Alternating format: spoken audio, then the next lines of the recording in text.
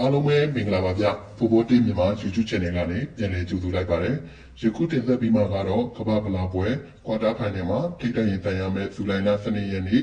မနက်3နာရီခွဲမှာကစားမယ့်ပထမဆုံးပွဲနော်ဝေးနဲ့အင်္ဂလန်ပွဲကိုပွဲကြိုခံမဲ့ချက်လုပ်ပြီးသွားမှာဖြစ်ပါတယ်။အာရှကြီးဖွင့်လှစ်မှုကတော့အင်္ဂလန်ကနေဘော်ဒီကိုတရေအရှုံးနဲ့2သင်းပေါင်းသွင်းကို350နိုင်ဆိုပြီးတော့ဖွင့်လှစ်ထားပါတယ်။ကျွန်တော်ကတော့ဒီပွဲစဉ်မှာကိုအောင်နဲ့ပွဲပြီးသွားမယ်လို့ခံမှန်းယူချင်ပြီးပါတယ်။နောက်ထပ်ပွဲစဉ်အနေနဲ့ကမ္ဘာဖလားပွဲကွာတာဖိုင်နယ်မှာထိတိုက်ရင်ဆိုင်ရမယ့်ဇူလိုင်လ12ရက်နေ့